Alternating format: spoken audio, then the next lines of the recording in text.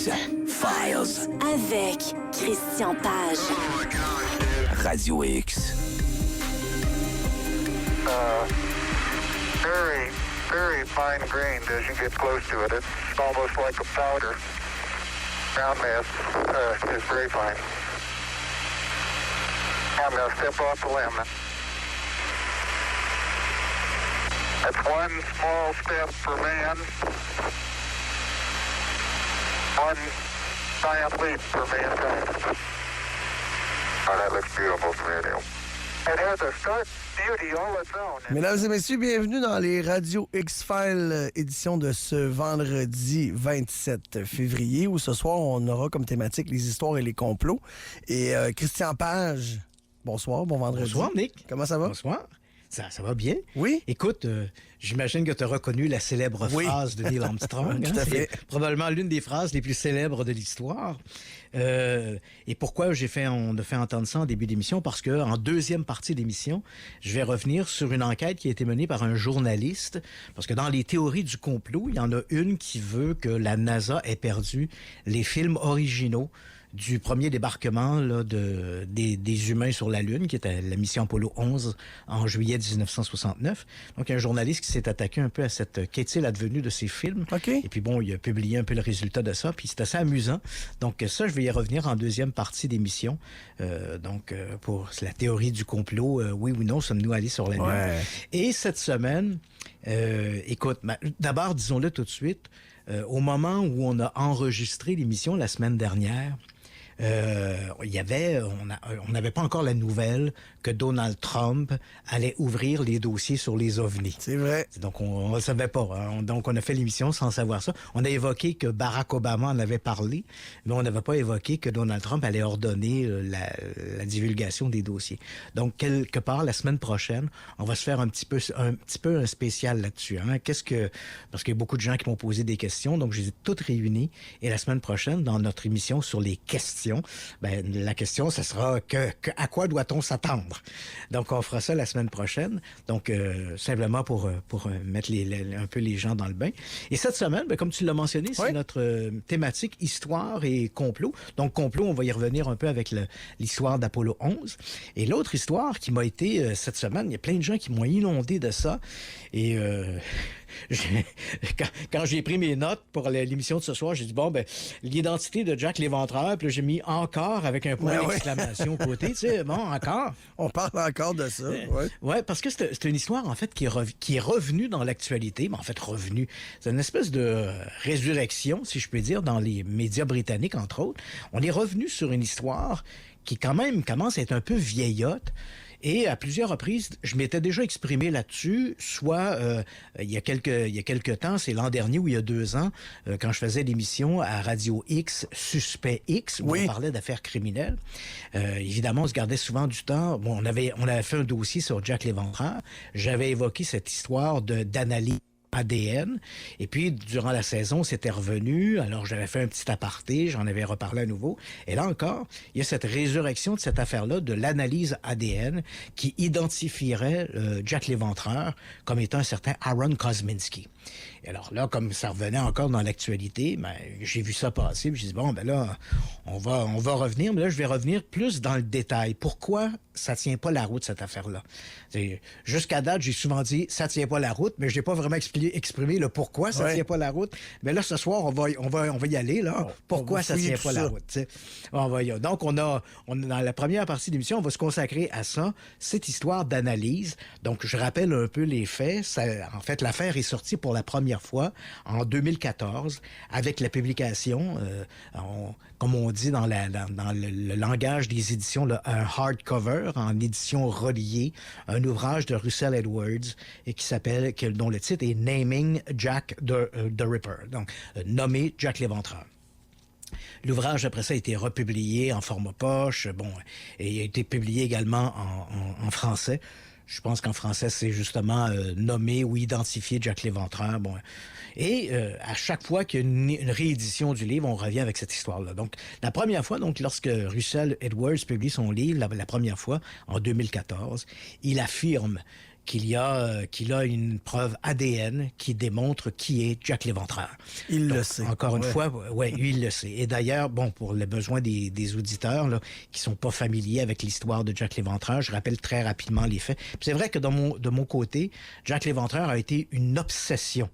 C'est plus qu'un intérêt, là. C'était une obsession pendant des années. J'ai fait plusieurs voyages à Londres. En fait, je suis le premier journaliste étranger à avoir eu un accès total aux archives de Jack l'Éventreur. Donc, c'est quand même, c'est pas rien. Hein? Je les ai dans mon sous-sol, là, les archives de la police de Scotland Yard, parce qu'elles ont été transférées depuis en 1988, donc pour le 100e anniversaire de Jack l'Éventreur. Anniversaire, on s'entend, là. C'est quand même pas quelque chose que l'on fête là, avec des serpentins, là. Mais pour marquer le 100e anniversaire des crimes de l'Éventreur, les archives. J'étais à Londres à ce moment-là. J'avais demandé une autorisation pour voir les archives. J'avais obtenu une autorisation du Home Office, qu'on pourrait traduire là, dans le langage politique canadien. Là, si on le regarde dans une officine, ce serait le ministère de l'Intérieur. Donc, il m'avait donné une autorisation pour avoir accès aux archives. Et donc, j'ai une copie de ces archives-là à la maison. C'est au moment où elles ont été transférées des locaux de Scotland Yard, la police métropolitaine, mais qu'on connaît bien sous le nom de Scotland Yard, qui a été le principal enquêteur à l'époque des crimes de l'Éventreur. Ces archives ont été transférées en banlieue de Londres, à Kew, où ils sont gardés aux archives nationales. Donc, j'avais eu accès à ces archives-là. Donc, ça a été pour moi une obsession. Hein. Je m'étais lancé le défi de trouver qui était Jack l'Éventreur et j'ai échoué. Hein. J'ai dû reconnaître qu'il n'y avait pas de possibilité d'identifier l'Éventreur. Mais néanmoins, c'est pas ce que semble dire Russell Edwards. Et je rappelle pour les gens qui est ce Jack l'Éventreur, là, le personnage. On est en 1888. Hein. Les crimes de l'Éventreur vont se produire. Parce qu'il faut savoir que les archives de Scotland Yard contiennent 10 ou 11 victimes. Mais de ces 10 et 11 victimes, les autorités et les experts sont d'avis que seulement 5 d'entre elles ont été tuées par Jack l'Éventreur. À un moment donné, dès qu'une femme était assassinée dans les rues de Londres, ça devenait une victime de l'Éventreur. Ouais. Non. À un moment donné, c'était un peu comme une espèce de dossier de Jack l'Éventreur, c'était le fourre-tout de tous les meurtres, les féminicides qui étaient commis à Londres. Non, quand on regarde le modus operandi de l'assassin, tout ça, il y a ce qu'on appelle les 5 victimes canoniques. Il y en a peut-être une 6e, mais de façon certaine, il y en a 5. La première est assassinée le 31 août 1888. Elle s'appelle Polly Nichols, mais en fait, de son vrai nom, c'est Mary Ann Nichols. Et ensuite, il y a une semaine plus tard, il va assassiner une autre femme. On est au début du mois de septembre 1888, une certaine Annie Chapman. Et puis, dans la soirée du 29 au 30 septembre, il va faire ce qu'on appelle la nuit du doublé. Il va assassiner 2 femmes, une certaine Elizabeth Stride, une certaine Catherine Eddowes. D'ailleurs, il faut le retenir parce que Catherine Eddowes va être un peu notre vedette de ce soir, et qui est la 4e victime canonique de l'Éventreur. Et puis, début du mois de novembre, il assassine une 5e victime, une certaine Mary Jane Kelly, et qui est la dernière de ses victimes canoniques. Après ça, Jack l'Éventreur disparaît et les crimes allaient tous crescendo. Donc, la première victime, il lui tranche la gorge, il l'éventre un peu. Je passe un peu sur les détails. Mais plus les crimes vont avancer, plus les crimes sont odieux et monstrueux. Plus l'acharnement de l'assassin est grand. Et la dernière victime, Mary Jane Kelly, elle est littéralement dépecée. C'est la seule, d'ailleurs, qu'il va assassiner à l'intérieur. Les autres sont assassinés dans la rue. Et comme il est à l'intérieur, évidemment, il y a une espèce d'immunité. Hein. Il n'est pas dans la rue, il risque pas de se faire surprendre. Et donc, on peut imaginer qu'il a passé de longues heures à dépecer littéralement le cadavre. Tabarouette, OK. Ouais. Et durant cette période, la police va recevoir différentes lettres. D'ailleurs, le nom de Jack l'Éventreur vient d'une lettre que l'on sait être fausse. Hein? Ah oui? Mais bon, à l'époque, on ne le savait pas. Là, ouais, c'est ça. À un moment donné, les policiers de Londres, quand on s'est mis à chercher Jack l'Éventreur, on se disait, mais comment ce type-là peut-il assassiner des femmes sans être surpris? Parce que bon, on s'est dit, il évente les femmes dans les rues, il doit être couvert de sang. Comment se fait-il qu'on ne le voit pas dans les rues? Hein? Il n'y a pas de témoins qui disent, voilà, on a vu un homme qui déambulait sur la rue couvert de sang. Il faut dire que les crimes de l'Éventreur ont tous été commis dans une petite quadrilatère à Londres. Hein. En fait, à la limite de 2 quartiers, Whitechapel et Spitalfields, qui sont ce qu'on appelle le East London. Ce sont des quartiers excessivement pauvres. Et ce sont dans ces quartiers de l'Est de Londres que se trouvent également les abattoirs. Donc, la police s'est dit, peut-être que l'homme, on le remarque pas parce que on est habitué de voir des gens avec des tabliers de cuir puis des couteaux qui vont travailler aux petites heures du matin dans des abattoirs. Alors, si l'éventreur s'habille avec un tablier en cuir et des couteaux autour de lui, on va penser que c'est un employé d'un abattoir et on ne remarquera pas qu'il est couvert de sang. Il va se mêler dans le paysage, si je peux dire. Donc, la police avait lancé l'idée, on va chercher il l'avait surnommé tablier de cuir. Le premier nom de Jack l'Éventreur, c'est tablier de cuir. OK. Donc, on cherchait tablier de cuir. Et puis, après la deuxième victime de l'éventreur, donc Annie Chapman, en fait, la lettre est datée, la police de Scotland, en fait, la lettre n'est pas envoyée à Scotland Yard, elle est envoyée à l'agence centrale de Londres. Elle est datée du 25 septembre. Et la lettre dit... j'ai pas laissé le temps à la victime de crier, blablabla. L'auteur se vante de ses crimes, mon couteau est affûté.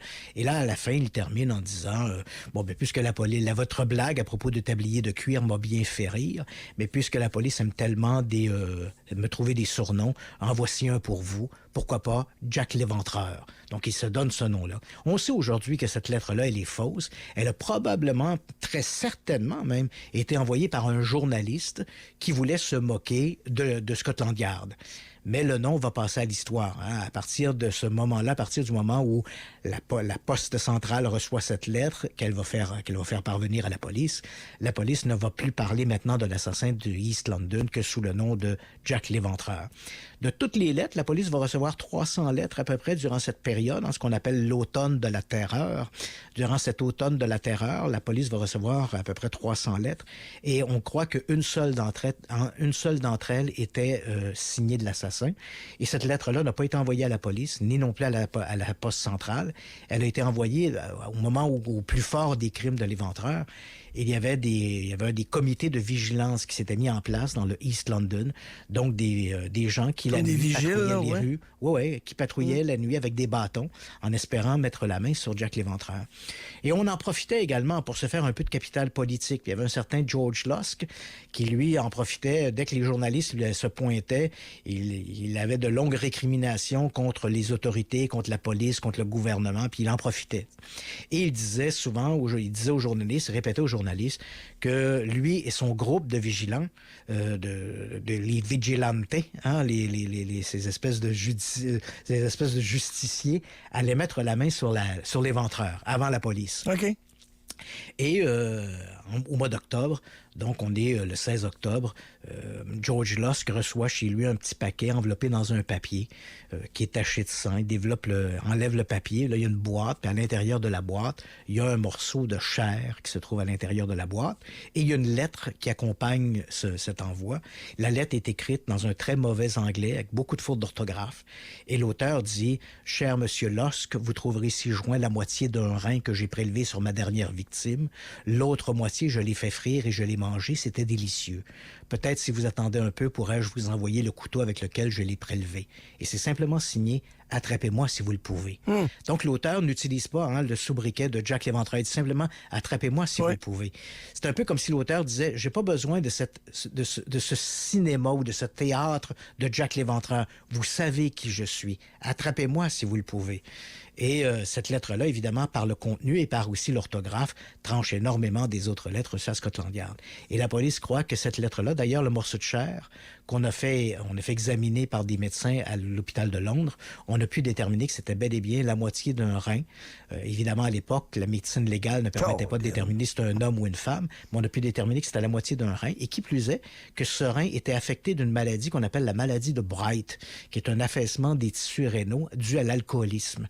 Or, Catherine Eddowes, notre vedette de ce soir, sur laquelle je vais revenir, s'est fait enlever un rein par l'assassin et elle était atteinte de la maladie de Bright.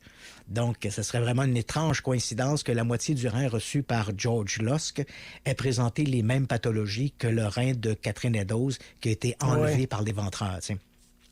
Donc, ce rein-là. Et après sa cinquième victime, donc début du mois de novembre, il disparaît. et on n'entendra plus jamais parler de Jack l'Éventreur. Et là, donc, évidemment, c'est toutes les théories possibles qui étaient l'Éventreur. Il est le premier tueur en série de l'histoire moderne. Et évidemment, c'est devenu un peu un jeu des indices qui était Jack l'Éventreur. Et avec le temps, bien évidemment, il y a des centaines d'individus qui ont été pointés du doigt comme étant peut-être Jack l'Éventreur. Donc, cela étant présenté, ça, c'est le portrait robot, le portrait général des crimes de l'Éventreur. Arrive donc en 2014 la publication de ce livre, Naming Jack the Ripper, par Russell Edwards. Il dit, voilà, j'ai pu identifier qui était l'Éventreur. Et comment y est-il arrivé? Il a acheté dans une vente aux enchères une pièce de tissu qui était présentée comme étant un châle qu'aurait porté apparemment Catherine Eddowes, la 4e victime de l'Éventreur, 2e victime lors de cette fameuse nuit du doublé. Là. La première victime, c'est Elizabeth Stride, et à peu près 1 heure plus tard, il va assassiner une autre femme sur Mitre Square, qui est Catherine Eddowes.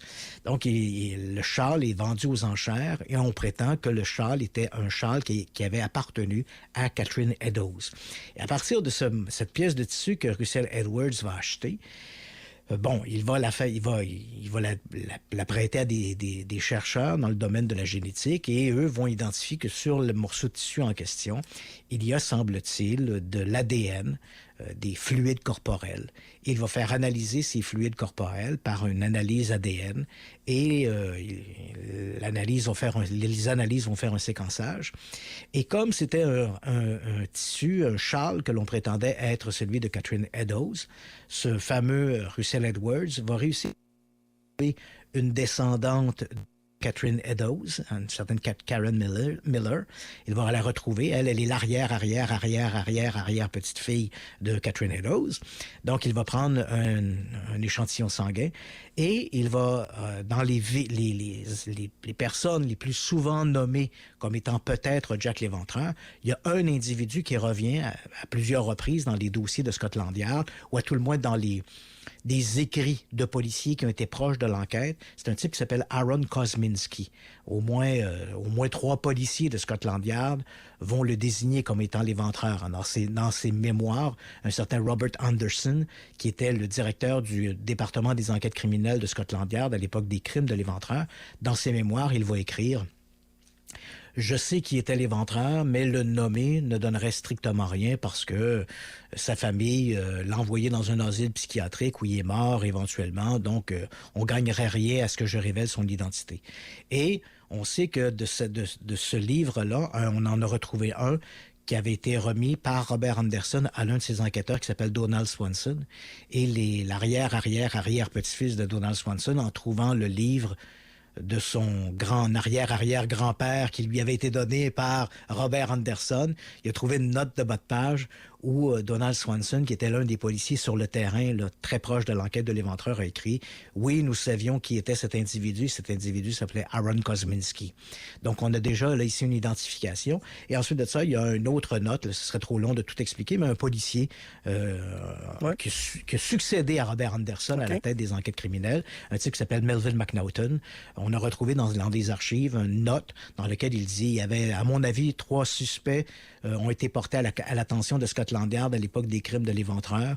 L'un d'eux s'appelait Montague John Druitt, le deuxième est un docteur, le docteur Ostrog, et le troisième est un certain Aaron Kosminski. Donc voilà le Kosminski qui revient encore. Donc comme il a été identifié à quelques reprises par des policiers, il devient un peu un suspect plus intéressant. On ne sait pas pourquoi, parce qu'il faut quand même l'avouer, là. Aucun de ces policiers n'explique pourquoi Aaron Kosminski a été suspecté. On ne le sait pas. Au mieux, ils disent c'est un indigent qui aurait présenté des gestes de violence envers les femmes. Mais on n'a pas de dossier. Il n'y a pas un dossier sur Aaron Kosminski. Pourquoi lui? C'est comme... c'est un gars parce qu'il avait les cheveux courts, puis on le sait pas. Mais bon, il a été nommé à quelques reprises. Donc, ce Russell Edwards, à partir du moment où il achète ce fameux châle, il retrouve donc une descendante de Catherine Eddowes. Il prélève, elle lui donne un échantillon sanguin. Et Aaron Kosminski, il faut quand même le dire, il est décédé dans un asile psychiatrique en 1919 et il est décédé sans enfant. Par contre, il avait une sœur, Mathilda, Et Russell Edwards a retrouvé l'arrière-petit-fils de Matilda Kosminski. Donc, il a pris un prélèvement d'échantillons sanguins parce qu'on s'est dit, bon, il y a quand même une branche de la famille, là, c'est quand même de la branche de la famille, on va peut-être retrouver des correspondances. Et là, il dit, voilà, je suis arrivé à une analyse ADN et l'ADN qui a été analysé montre que l'ADN sur le châle, il y a des traces de sang. Ce sang-là a été identifié avec une correspondance avec celui de la descendante de Catherine Eddowes. Il y a des échantillons de fluide corporel, du sperme, et lui aurait été identifié comme étant il y aurait des marqueurs qui indiqueraient qu'il proviendrait de la même famille que Kosminski. Donc, il dit, voilà, j'ai une identification. Jack l'Éventreur, c'est Aaron Kosminski. Et cette histoire-là, elle revient périodiquement dans les médias. Et là, encore une fois, j'imagine qu'à Londres, on a dû faire une réédition du livre Naming Jack the Ripper, d'où la raison pourquoi l'affaire est ressortie. Mais cette histoire-là, c'est de la foutaise. C'est de la foutaise pour plusieurs choses. Là, je vois que le temps file. Là. Ouais. J'aurais voulu aller... on peut prendre 5 minutes encore, là. OK. Bon, allons-y pour le... Bon, l'histoire du char ne tient pas la route pour plusieurs raisons. D'abord, le char en question, d'où vient-il? Bon, l'histoire que raconte Russell, c'est de dire... Le châle a appartenu à un policier qui aurait découvert le corps de Catherine Eddowes, un certain Amos Simpson. Et Amos Simpson aurait donc gardé le châle. En fait, il l'aurait pris pour l'offrir éventuellement à sa femme comme cadeau. Et comme sa femme, quand elle a appris que c'était le châle d'une femme qui avait été assassinée, elle n'en a pas voulu. Donc Amos Simpson aurait gardé le châle chez lui et il aurait été passé à des membres de la famille. Et ce sont des membres de cette famille, arrière-petit-neveu, qui éventuellement vont le vendre aux enchères. Cette histoire-là ne tient pas la route. D'abord, on sait qui a trouvé Catherine Eddowes. C'est pas Amos Simpson. C'est un officier qui s'appelait Edward Watkins. C'est lui qui a trouvé le corps. Et il n'y a jamais eu de châle. Catherine Eddowes, donc, dès que Watkins a trouvé le corps... D'ailleurs, ce Amos Simpson, disons-le tout de suite, quand les crimes de l'Éventreur ont été commis, c'était un peu complexe, là, mais les crimes de l'Éventreur, je t'ai mentionné tantôt, ils ont été commis dans 2 quartiers, en Whitechapel et Spitalfields, sur la limite. Mais en même temps, c'est pas rien que la limite de 2 quartiers, c'est la limite de la ville et de l'agglomération. Hein, il y a le centre de Londres qu'on appelle la City. Et la City a sa propre police. Dès qu'on sort de la frontière de la City, là, on tombe avec la police métropolitaine qui était Scotland Yard. 4 des crimes de l'Éventreur ont été commis sur le territoire de Scotland Yard, mais un a été commis à l'intérieur des limites de la cité. Et c'est la police de Londres, la police, pour faire un comparatif avec le Québec, là, on a la sûreté des... Prenons le Québec. Sûreté municipale et sûreté du Québec, c'est ça, on a la sûreté du Québec, puis on a la police de la ville de Québec. Oui. Bon, à Montréal, c'est un peu la même chose. Bon, ben, pour avoir la comparaison, imagine-toi que 4 des crimes commis par l'Éventreur ont été enquêtés par la Sûreté du Québec et un crime a été enquêté par la police municipale de Québec. Tu comprends?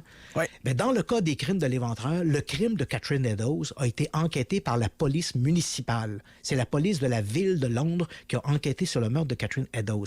Alors que le Amos Simpson en question était un policier, un bon policier d'ailleurs, mais un policier de la police métropolitaine, donc un peu comme de la Sûreté du Québec. Donc, que ferait un policier de la Sûreté du Québec sur une scène de crime de la police municipale de Québec? Ça n'a comme pas de sens. Non, c'est ça. Ensuite, on sait, on a les registres, le détail. Là. On sait que Watkins trouve le corps à 1h45, il siffle, et là, d'autres policiers vont arriver sur place, on va faire réserver la place, le médecin légiste arrive, on transporte le corps à la morgue. À aucun moment, ces documents-là ne mentionnent Amos Simpson. Et d'ailleurs, qu'aurait fait Amos Simpson sur cette scène de crime-là ce soir-là? C'est même pas tu comprends, c'est même pas son territoire. D'ailleurs, à l'époque, il était attaché à la police de Scotland Yard, mais il patrouillait à Islington, qui est un quartier assez éloigné là, de Whitechapel, où les crimes ont été commis. Rien à voir, là. Et ensuite, on sait que le corps de Catherine Eddowes est amené à la morgue. Et quand il arrive à la morgue, en fait, c'est la Golden Lane Mortuary de la Cité de Londres, où le corps est transporté.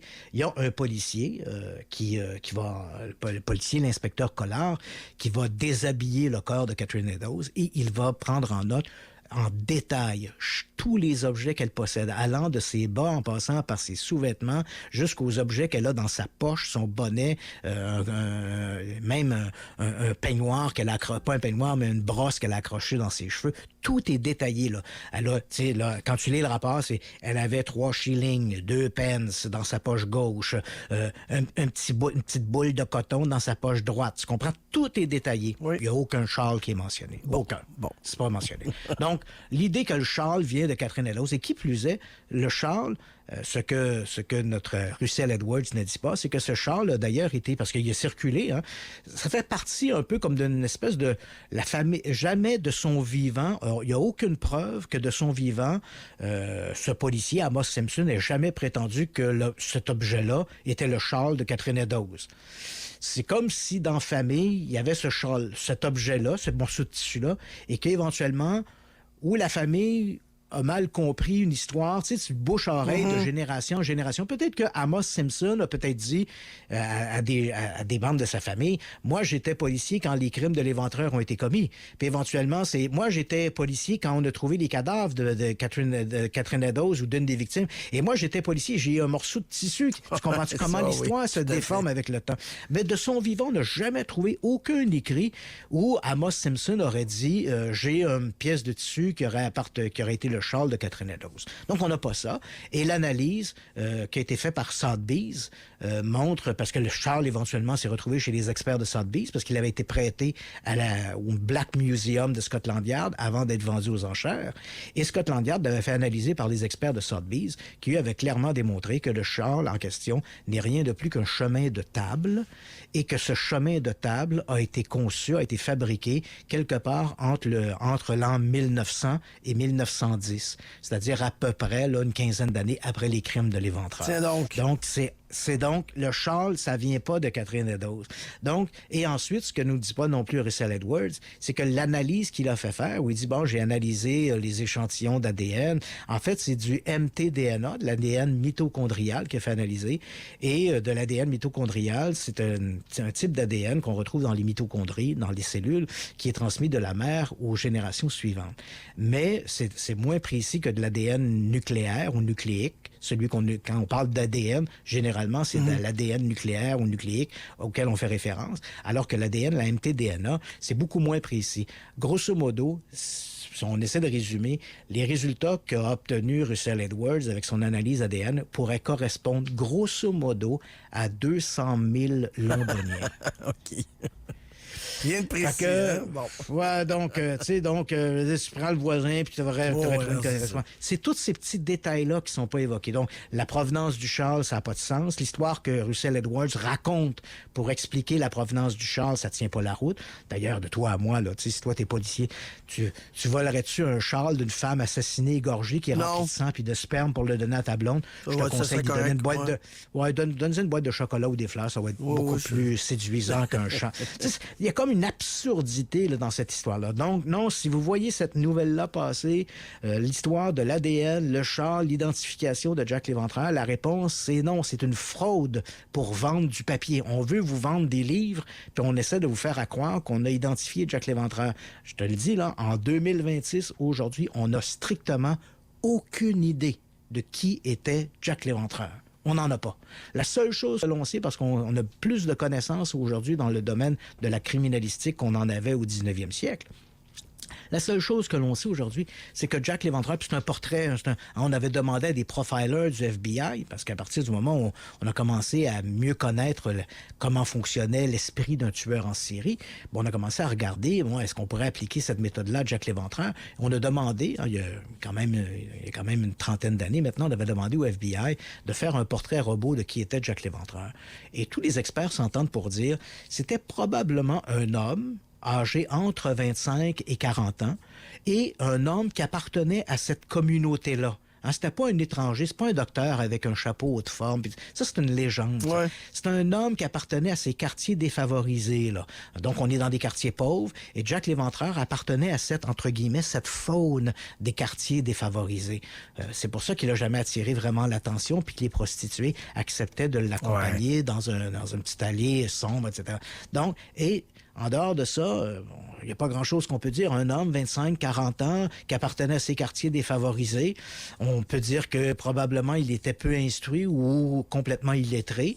et que probablement il y avait une place où il pouvait se laver, se nettoyer. Peut-être avait-il une chambre où il partageait un appartement avec d'autres personnes, mais qui à certains moments, parce que tous les crimes ont été commis les week-ends, donc est-ce que durant cette période-là, l'appartement qu'il occupait avec d'autres personnes était libre, ce qui permettait à lui de se rendre chez lui après, de se laver, puis... Mais sans témoin, tout ça, Voilà, donc on ne sait pas grand-chose. Et les chances qu'on y réussisse à je comprends que pour les amateurs, c'est une grande énigme policière. Qui était Jack l'Éventreur? Mais je peux t'assurer que j'ai une conviction qui est personnelle, là, mais c'est une conviction qu'on arrivera, à moins de trouver un document écrit où quelqu'un reconnaît être Jack l'Éventreur. Ça s'est déjà vu dans le passé. Hein. Il y a eu un journal de Jack l'Éventreur qui a été publié, qui était une fraude. Là. Mais tu sais, à moins de trouver un document ou quelque chose comme ça là, qui viendrait jeter une lumière nouvelle, là, je pense que les chances d'identifier Jack l'Éventreur sont à peu près nulles. Mais une chose à retenir, cette histoire d'ADN et qui identifie Aaron Kosminski comme Jack l'Éventreur, c'est de la foutaise. Voilà. Voilà, c'est dit. On va faire une courte pause parce que le temps file et on a plein d'autres sujets super intéressants. Le train d'or nazi, le triangle des Bermudes, les films de l'alunissage. Bon, on n'aura pas le temps de tout faire, assurément, mais... Bon, mais on va y aller avec les films d'alunissage après la pause. Excellent. Donc, bougez pas, vous êtes dans les radios X-Files sur les ondes de Choix 80. Ray, la Force, Fire, Mega Life. Et Will est en direct. Ray, The Sports, Radio. Et Radio X. Présenté par Unicanva. Chez nous, vous aurez une variété de produits hors du commun. Toit rigide en acrylique, verrière, auvent rétractable ou mur sur rouleau. Unicanva avec un S.com. Vieux frigo, congélo, climatiseur, ils ont l'air inoffensifs. Pourtant, leurs gaz peuvent être nocifs s'ils sont mal recyclés. Pardon. Certains gaz sont plus dommageables que d'autres. Go Recycle recycle vos vieux appareils réfrigérants. Cet été, le festival Stratos débarque dans votre cour. Notre programmation, des repas savoureux à prix réduit, des nouveautés à découvrir. Jusqu'au 8 août, profitez de pizza avec accompagnement gratuit de pita à prix festif. Essayez aussi nos 2 nouvelles poutines, poulet tzatziki et cheeseburger. Et notre tête d'affiche, 10 délicieuses bébés poutines en rabais pour tous les goûts. Détails sur stratos-pizzeria.com. Certaines conditions s'appliquent. Ici Éric Duhem. J'ai travaillé en politique puis ici à la radio parce que je crois que les gens ordinaires méritent quelqu'un prêt à dire tout haut ce que vous pensez tout bas. Même quand ça dérange, j'ai jamais hésité à prendre la parole pour les gens que personne n'écoute. Pour les familles qui comptent leurs sous à l'épicerie, pour les entrepreneurs qui portent le poids de l'État sur leurs épaules, pour les patients qui attendent trop longtemps leur traitement contre le cancer, pour les jeunes qui ont abandonné leur rêve de s'acheter une maison. Ces gens-là méritent un politicien qui va pas les abandonner. Ils méritent un changement. C'est pour vous autres que je me bats. Vous rêvez d'un spa sans tracas qui s'occupe lui-même de son traitement de l'eau? Choisissez Arctic Spa. Fini les tests d'eau avec le système Spa Boy exclusif à Club Spa. Profitez de la grande vente 45e anniversaire Club Spa. Livraison partout au Québec. Venez voir pourquoi tant de gens choisissent Arctic Spa. Chez Limaco, on a une cour à bois pleine de cèdres de toutes les dimensions pour tous les goûts. T'as une pergola, un patio, une clôture à construire et tu veux du solide qui va durer dans le temps? Pense aux cèdres de chez Limaco, le meilleur inventaire de bois et de composites au meilleur prix. Limaco.ca. Les conseils déco, de Jérémy. Cher décorateur, bonjour. Aujourd'hui, Sandra nous demande... Hey, un divan rouge avec des coussins bleus et jaunes, ça a-tu l'air fou? Mais non, Sandra. Au pire, tu dis que t'es avant-gardiste ou que t'es daltonienne. Ce qui aurait l'air fou, c'est d'oublier que les 2 taxes sont payées chez Meubles RD. Ah, pas fou. Merci. Jusqu'à dimanche, on paie les 2 taxes sur tous les meubles et matelas à prix régulier. Meubles RD, bien se meubler, moins dépenser. Aujourd'hui, l'actualité est triste. Guerre, inflation, politique. Mais les propriétaires de Mitsubishi semblent sereins. Pour en savoir plus, nous avons demandé à Marie, propriétaire d'une Mitsubishi, comment faites-vous pour être aussi détendu en ce moment? Avec la garantie de 10 ans de Mitsubishi sur le groupe Motopropulseur, je m'inquiète pas pour les réparations. 10 ans, vraiment? Oui, ou 160 000 km. Sur quel modèle? Tous. Puis vous allez me dire qu'on peut aussi louer sans mise de fonds? Eh bien, oui. Enfin, une bonne nouvelle. Rendez-vous chez vos concessionnaires Québec et Sainte-Foy Mitsubishi dès aujourd'hui. aujourd'hui. Pépé en lait, c'est la place à Québec. Bœuf Angus de catégorie 3A+, porc, poulet, agneau, poisson, fruits de mer, épices et sauces. Tu recherches la qualité et des produits supérieurs au meilleur prix? Rendez-vous au Pépé en lait, 2610 boulevard Amel, Québec. Golf Lobinière, un club, 3 parcours. Profitez de notre offre table d'hôte pour 2 personnes à seulement 65 $, incluant entrées, plats principaux et bouteilles de vin. Golf Lobinière, l'excellence à prix abordable. Saint-Gilles, sortie 305 de l'autoroute 20 à 15 minutes des ponts. Maison Adam. Les meilleurs rabais sur les téléviseurs 2026, c'est chez Maison Adam. Économisez sur les meilleures technologies de l'industrie et épargnez jusqu'à 25 % sur les téléviseurs LG, Samsung et Sony. Passez voir nos experts au 710 rue Bouvier ou magasinez en ligne au maisonadam.ca. Maison Adam. Bienvenue dans la technologie. Pour la vente fourraide de Maxi, j'annonce les prix en chute libre. Les poitrines de poulet à 3,99 la livre, 8,80 le kilo. Le sirop d'érable à 5,98 $. Le melon d'eau à 3,98 $. Plus de détails en circulaire et chez Maxi. Mathieu Performance célèbre ses 85 ans et pour fêter ça, profite de rabais exclusifs sur plusieurs vélos en magasin. Vélo de route, électrique, hybride ou de montagne, ton vélo de rêve, nous l'avons. Passe nous voir à Québec, Lévis ou Saint-Augustin. MathieuPerformance.com. Vous êtes entrepreneur et vous cherchez un bureau ou un local commercial clé en main dans la région de Québec? Chez SIA Capital, nous avons l'espace qu'il vous faut. Contactez Alexis Gauthier au 88 271 0806. 88 271 0806. SIAA Capital. Notez que l'émission d'aujourd'hui est une rediffusion. Veuillez ne pas tenir compte des numéros de téléphone, dates et concours dans le prochain segment. The wind's 120 knots to the west. Radio X-Files. Avec Christian Page. Radio X. Let's talk more about what may or may not be coming out of hibernation up near Chatham. CTV's Robert Lothian is here. Robert, we're talking about Bigfoot and apparently, quote, credible sightings of the cryptid up in that neck of the woods. And we are not calling these credible sightings. There are actually experts in the field of Bigfoot that use that label. Yeah, you're right there, Travis, experts. And these are people who have tracked thousands and thousands of reported sightings right across North America. You know, over the past week, the legend of the Bigfoot has made its way right across Chatham, Kent, with some of these reported Squatch sightings. It's not without skeptics who feel there's something hairy about these reports. And as we saw there, and as you mentioned in the story, you did not see Bigfoot while you were up there. Bunnies, birds, squirrels, Travis. Unfortunately, on this expedition, there was no Bigfoot, no Sasquatch. So we're going to have to send you up again tomorrow, and the next day we're going to have to get to the bottom. Bon vendredi, bienvenue dans les radios X-Files. J'espère que vous allez bien. Sans plus attendre, on rejoint Christian Page. Christian, bonsoir, bon vendredi. Oui, bonsoir, Nick. Donc, pas de Bigfoot en Ontario. Non. Écoute, il fallait voir ça parce que c'est ce qu'on vient d'entendre. Je vais le replacer un peu dans le contexte, mais c'était vraiment hilarant. C'était deux journalistes du réseau CTV qui animent l'émission le bulletin du soir à Windsor en Ontario, donc la station CTV de Windsor en Ontario. Et il faut savoir qu'au cours des dernières semaines, il y a eu des signalements d'apparition de Bigfoot. Et finalement, tout ça est abouti au bureau de CTV. Ils décident de faire un reportage sur le sujet. Et donc là, on a comme... dans la première partie, on a les deux journalistes qui parlent. Et puis, on voit... on pouvait le lire littéralement dans leur visage. C'est le genre de gars qui veulent pas être là ou ils veulent pas parler de ça. Là, on les sentait très mal à l'aise. Donc, on avait à la fois le journaliste qui est l'animateur du bulletin de nouvelles et on avait le journaliste qui s'était rendu sur place pour colliger les témoignages. Et là, donc, on les voit au début, ils sont là très mal à l'aise. Ils disent, bon, on a des récits, des témoignages crédibles. Et c'est pas nous qui disons que c'est crédible, c'est ça, des experts. Et là, on a l'autre journaliste qui répond, celui qui est allé sur le terrain, il dit, oui, des experts. Et puis là, on a comme une petite pause. il y a le reportage qui a été montré, dont j'ai pas retenu l'extrait. Et puis après ça, quand ils reviennent en studio, il dit d'après, comment on a pu le voir, tu n'as pas vu de Bigfoot? Et l'autre dit, non, j'ai vu des oiseaux, des écureuils, mais pas de Bigfoot, t'sais. Et l'autre d'en rajouter en disant, là, peut-être qu'on va te renvoyer demain pour que... Écoute, c'était le numéro en soi, de voir vraiment deux journalistes qui avaient vraiment pas envie d'être là pour parler de ce sujet-là. C'était un peu comique.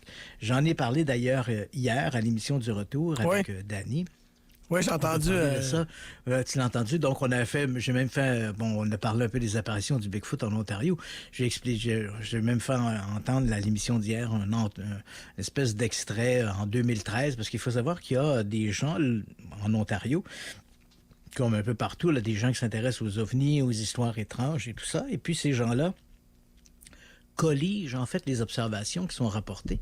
Et puis, en 2013, ils avaient reçu un enregistrement d'un soi-disant Bigfoot. Puis, d'après ce qu'on pouvait en déduire, le Bigfoot était en train de chanter. Fait qu'on avait une trentaine de secondes où on entendait le Bigfoot chanter. Puis, ça se terminait avec on avait l'impression que le Bigfoot disait « thank you » à la fin. Un peu plus, puis il relevait son col, puis il aurait dit « thank you very much ». Oh my God! Elvis has left the building. Écoute, c'était un peu hilarant. Mais bon, qu'est-ce que c'est que ces histoires de Bigfoot? Comme je l'ai mentionné, c'est un truc qui a été présenté au bulletin de CTV. Et on rapportait 3 observations de ce Sasquatch dans le sud de l'Ontario. Quand je dis le sud, on est vraiment dans la pointe sud de l'Ontario, sur les bords du lac Erie, juste au moment où on arrive à peu près à la rivière Détroit, parce que de l'autre côté de la frontière, c'est la ville de Détroit.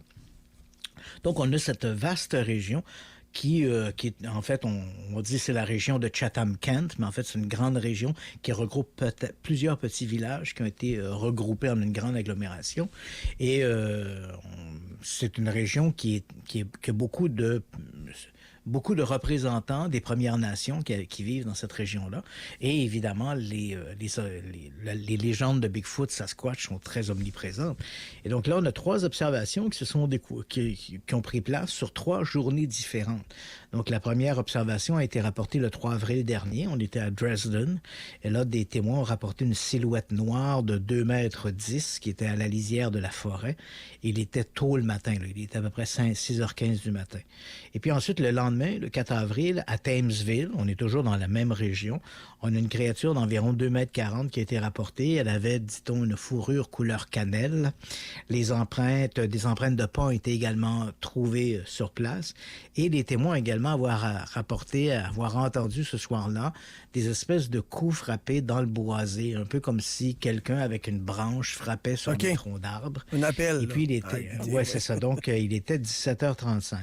Et puis ensuite, le 5 avril, on est à Ragland, qui se trouve toujours dans le même secteur. Là, des témoins ont rapporté avoir vu une créature noire de 2,10 mètres qui se tenait debout près d'un arbre. Donc ça, ce sont les 3 témoignages.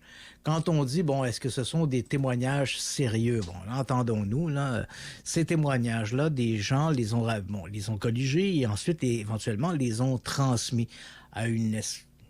Je ne sais pas trop comment la définir, mais il existe un site web, des gens qui sont impliqués dans ce site web qui s'appelle The Bigfoot Mapping Project. Okay. Donc, la carte sur le projet de carte sur le Bigfoot.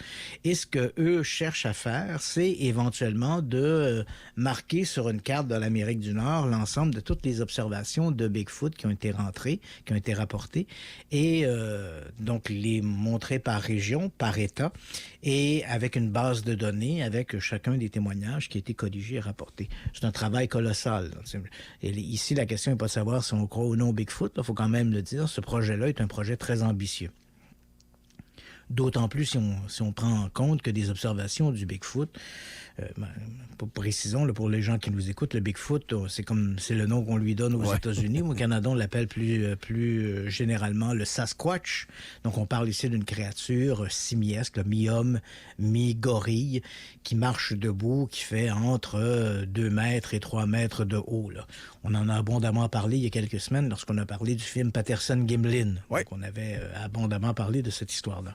Donc, et évidemment, les observations du Sasquatch, elles remontent au Sasquatch ou Bigfoot, peu importe le nom qu'on lui donne, sont des observations qui dans certains cas, remontent dans la deuxième moitié du 19e siècle. Donc, à partir du moment où des gens, des explorateurs, on parle bien sûr des hommes blancs qui pénètrent le territoire autochtone, dans des régions qui étaient très inhospitalières, quasi inaccessibles, ces gens-là ont été rapidement confrontés apparemment à des empreintes de pas mystérieuses, soit dans la boue, soit dans la neige. Et là, bien évidemment, additionné aux légendes autochtones locales qui parlaient d'habitants qui vivaient dans des régions reculées, des hommes sauvages, etc. Peu à peu, le mythe s'est transformé et puis il a pris racine de cette manière-là. Donc, si tu as le projet très ambitieux de mettre sur une carte l'ensemble des observations rapportées, ben, tu dois également faire un travail d'archiviste. Tu dois fouiller dans les archives de journaux quelles sont les observations qui ont été rapportées dès le 19e siècle jusqu'à aujourd'hui. C'est ce qu'ils ont fait, ou à tout le moins, c'est ce qu'ils tentent de faire. Ils ont déjà des milliers d'observations qui ont été signalées, plus de 3000 observations qui ont été entrées sur la carte. Et on voit, bien sûr, ce qui se dégage, c'est que ce sont surtout les régions côtières qui sont les plus marquées par ces apparitions de Sasquatch ou de Bigfoot. Et on parle les États du nord, les États le nord-ouest américain, donc le nord de la Californie, et ensuite on a l'Oregon et l'État de Washington, et ça déborde bien sûr sur le Canada, de la Colombie-Britannique jusqu'au Yukon, on peut même aller jusqu'en Alaska. Et ensuite, les régions qui sont très proches, là, comme par exemple au Canada, on a l'Alberta, où on a beaucoup d'observations de Sasquatch. Et ensuite, bon, aux États-Unis, tu as l'Ohio, qui est une région qui est assez fertile en observation. Bref, au Canada, toutes les provinces canadiennes ont leurs histoires de Sasquatch. On en a eu au Québec, par exemple. Mm-hmm. Il y a des observations qui ont été rapportées. Ah oui, même au Québec. Oui, principalement. Au Québec, ce sont principalement la région des Monts-Valin qui se trouve là, au Saguenay, où on a rapporté des observations de Sasquatch. Il y a quelques années, d'ailleurs, je rappelais à nos collègues du retour hier que dans les années 80, par exemple, fin des années 80, début des années 90, il y avait une espèce de garde forestier de mémoire qui avait vu des empreintes de Sasquatch. Et puis, il avait transmis l'information à un bon ami à moi qui s'appelait Yvon Leclerc, qui habitait Trois-Rivières, qui est décédé maintenant. Et Yvon était passionné par ces histoires de Bigfoot. Donc, il s'était rendu sur place, il avait fait des moulages où on voyait une espèce de gros pied.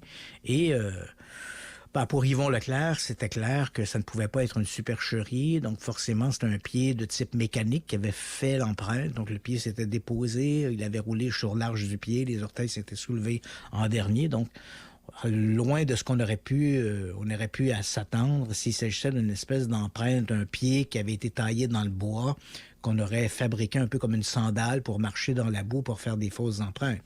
Pour Yvon Leclerc, il est clair que la créature qui avait laissé cette empreinte était une créature, un animal bien vivant. Moi, personnellement, j'ai pas été convaincu de ça, mais bon, c'est ce qu'il disait. Mais bon, il n'est pas le seul.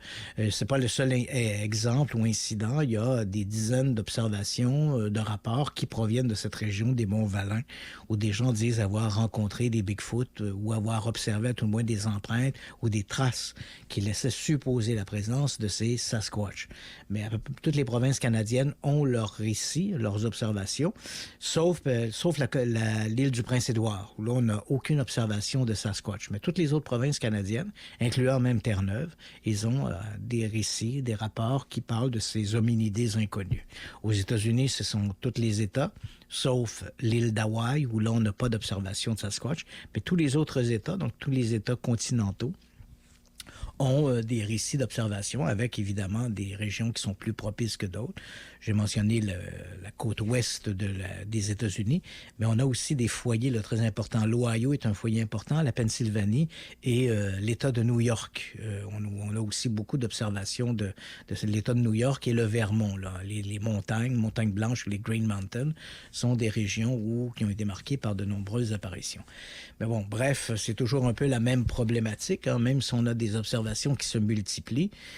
La problématique est toujours, est-ce qu'on a des évidences matérielles? Et comme je l'ai mentionné lorsqu'on avait parlé de cette fameuse émission qui avait été à peu près consacrée à l'histoire du film Patterson-Gimlin, en dehors des images, et on avait d'ailleurs cette image, ce film qui tenait un peu le haut du pavé, mais qui était complètement discrédité au cours des dernières semaines, avec la découverte, faut-il le rappeler, d'une bobine de film qui était passée inaperçue. En fait, elle était gardée dans un coffre depuis une 50aine d'années maintenant, et cette bobine a révélé des tentatives de films tournés par Patterson et Gimlin 1 an plus tôt. Donc, on les voit en train de, entre guillemets, de faire des pratiques avec le fameux costume qui va devenir célèbre avec leur film.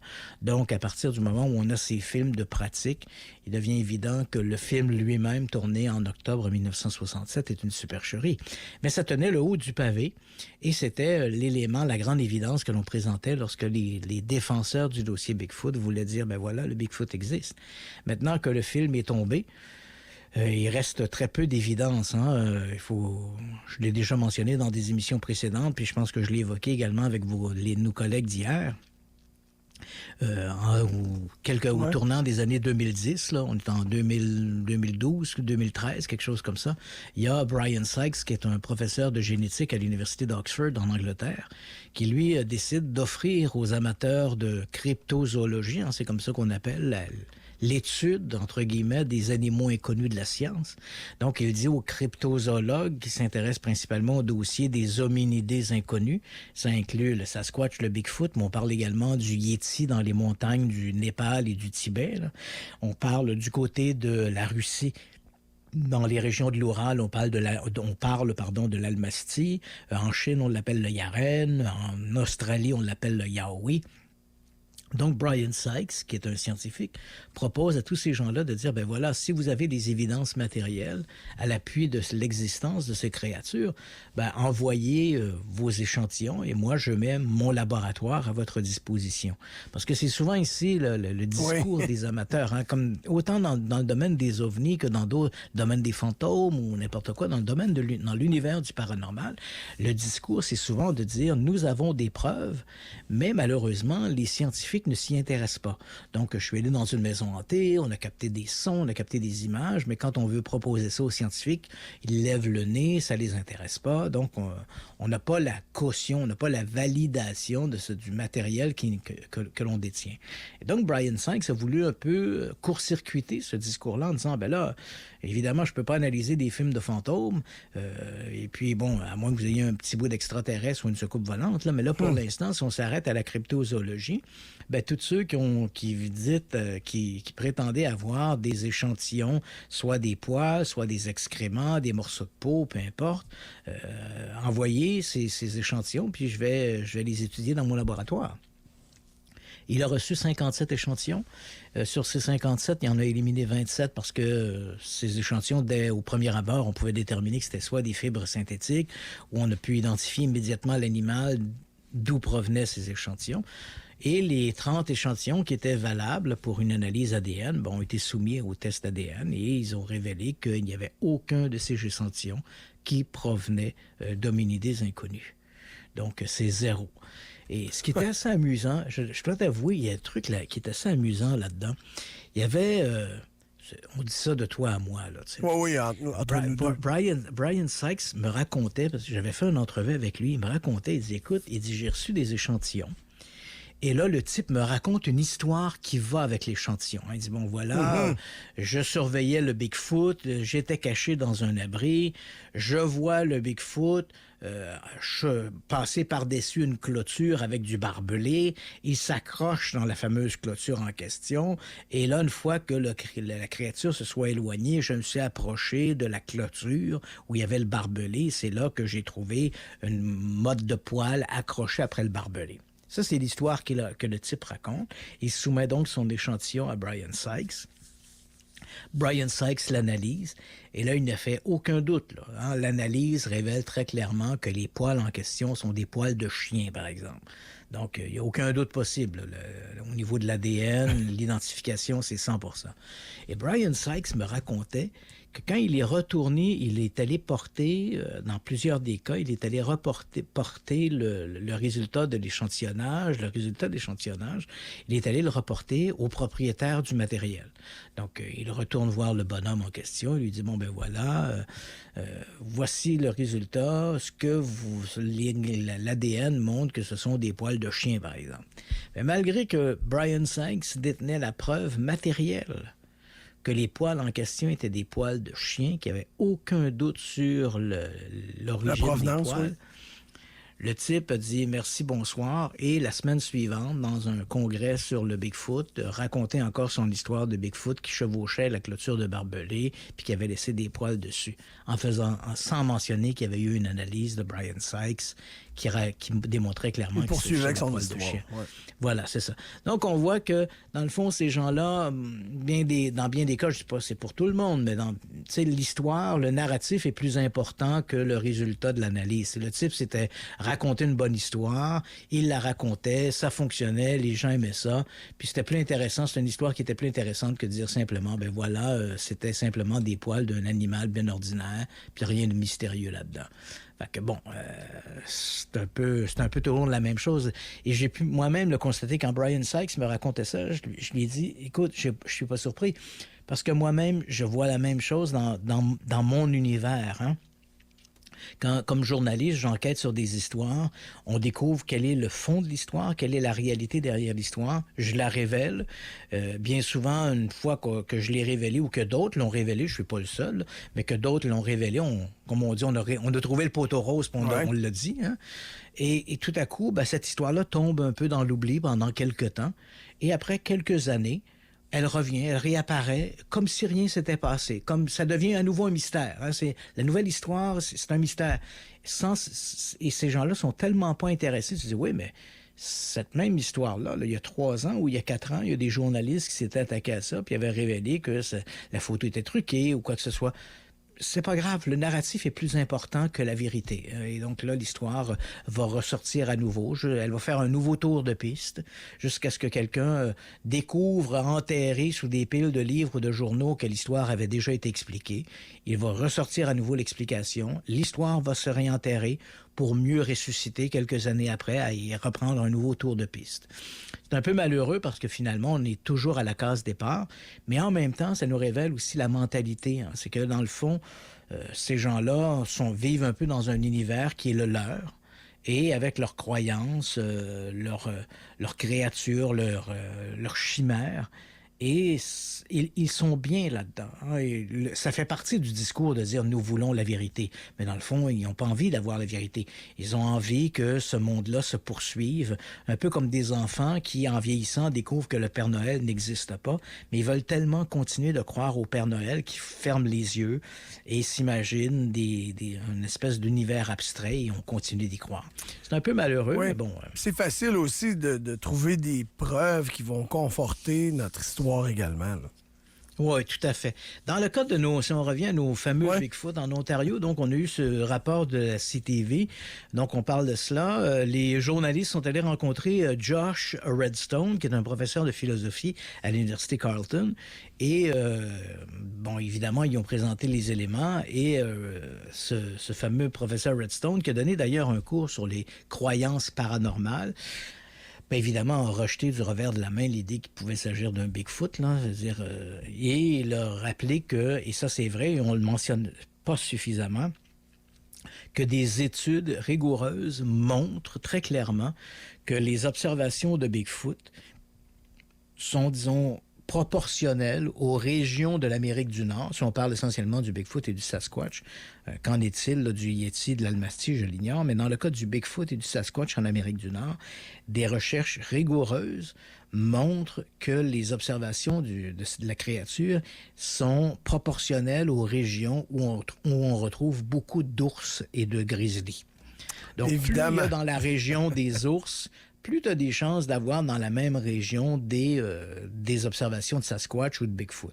Alors, la question qu'on doit se poser, et c'est celle qu'on peut poser à nos auditeurs, c'est ou bien le Sasquatch, Bigfoot partagent le même environnement que les ours bruns ou les ours noirs, ou bien les ours bruns et les ours noirs pourraient être à l'origine de nombreuses observations du Sasquatch ou du Il y a des Bigfoot. chances.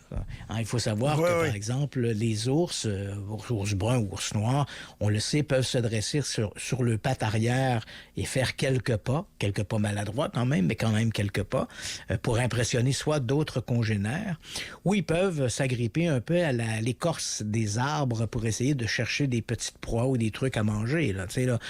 Ils peuvent également se lever. On sait que dans le cas des ours noirs, ils sont souvent omnivores, donc ils mangent à peu près n'importe quoi. Ils peuvent se soulever pour manger des baies au bout d'une branche ou quelque chose comme ça. Là, donc, pour un observateur de loin, entre des arbres, il voit une espèce de créature poilue dressée sur ses pattes arrière, bien évidemment, il va penser peut-être à un Bigfoot. Donc, et ça, on a des études qui sont très rigoureuses là-dessus. C'est mené par des spécialistes de la faune, des groupes de chercheurs sur les environnements, l'évolution des espèces animales qui occupent des territoires en particulier. Et effectivement, quand on transpose les cartes qui montrent les populations d'ours bruns, d'ours noirs, et dans le cas plus nordique où on a des grizzlies, et quand on transpose ces observations-là sur une carte où il y a des signalements de Bigfoot, Sasquatch, on constate que ce sont à peu près les mêmes environnements qui sont marqués par ces observations. Donc, aux gens de tirer leurs conclusions. Mais c'était bon que notre histoire de Bigfoot en Ontario. Donc, les gens peuvent en tirer la conclusion qu'ils veulent, mais encore une fois, sans une preuve matérielle, c'est difficile, c'est très, très difficile de pouvoir tirer des conclusions là-dessus, d'autant plus. Puis encore une fois, je sais que je me répète, mais quand on a fait cette émission sur le film Patterson, je pense que j'avais exprimé clairement que, et ça, je pense que les gens ne doivent jamais perdre cette réalité de vue, c'est qu'il n'existe dans le livre des fossiles, il n'existe aucun animal ayant ressemblé de près ou de loin au Bigfoot. Parce que souvent, les gens qui défendent le Bigfoot, ils nous disent, ben ouais, le Bigfoot, c'est faux, il y a déjà... Parce que la question est toujours, y a-t-il un ancêtre? Hein? Bon, oui, tu sais, est-ce que l'éléphant n'est pas apparu sur une feuille de chou, là? L'éléphant, il y a eu des ancêtres, le mammouth, puis bon, etc. Il y a un historique. Donc, on est capable de retrouver dans le grand catalogue des fossiles, on est capable de trouver la chaîne qui permet d'arriver à l'espèce actuelle. Quels ont été ses ancêtres? Comment l'espèce a évolué pour arriver à l'espèce qu'elle est aujourd'hui? Dans le cas du Bigfoot, on n'a pas ça.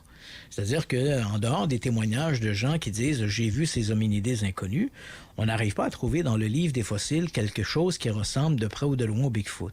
Et là, c'est un gros mensonge, celui de prétendre, parce que les amateurs